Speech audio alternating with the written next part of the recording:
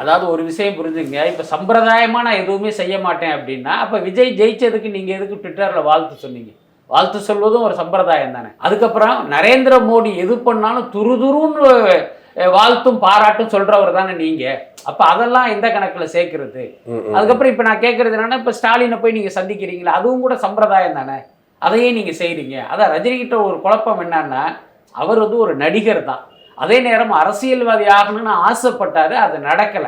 இப்ப பாத்தீங்கன்னா அந்த ஒரு திரிசங்கு நிலை மாதிரி இதுல ஒரு கால் அதுல ஒரு காலாக அவர் இருக்கிறார். அதுதான் விஷயம். ரஜினி வந்து முதல்ல முடிவு பண்ணிக்கணும், நாம் நடிகரா அரசியல்வாதியா. நான் நடிகர் அப்படிங்கிற ஒரு முடிவை எடுத்துட்டார் அப்படின்னா, இது எதிலையும் கலந்து கொள்ளாமல் அவர் ஒரு நடிகராகவே அவருடைய செயல்பாடுகள் இருந்தால் இவ்வளோ பெரிய விமர்சனத்துக்கு உள்ளாகாது. இப்போ ரஜினி ஸ்டாலின் வந்து உங்கள் நண்பர், ஜெயிச்சிட்டாரா ஃபோன்லேயே பாராட்டுங்க, தோத்துட்டாரா ஃபோன்லேயே ஆறுதல் சொல்லுங்கள், யாருக்கும் தெரிய போகிறதில்ல. கடந்த காலங்களெல்லாம் அதுதான் நீங்கள் பண்ணியிருப்பீங்க. அது எதுவுமே நமக்கு தெரியுமா?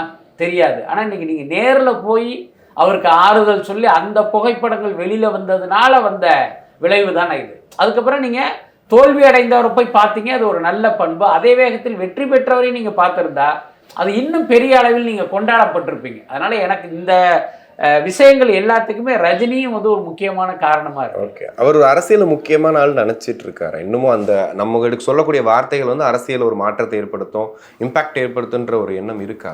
அதாவது அரசியலில் மாற்றத்தை ஏற்படுத்தும் அப்படின்னு அவர் நம்புறாரான்னு தெரியல. ஆனால் அந்த அரசியல் கட்சி தலைவர்கள் தனக்கு முக்கியத்துவம் கொடுக்குறாருங்கிறத அவர் புரிஞ்சுக்கிட்டு இருக்காரு. இப்போ ஒரு ஸ்டாலினாக இருக்கட்டும், மோடியாக இருக்கட்டும், எடப்பாடியாக இருக்கட்டும், யாராக இருந்தாலும் ரஜினி சொல்கிற விஷயத்தை வந்து அவங்க காது கொடுத்து கேட்பாங்க. ஏன்னா அந்த அளவுக்கு அவர் மதிக்கப்படுகிற ஒரு மனிதராக இருப்பதால் அந்த மாதிரியான ஒரு நட்பு இருக்குது.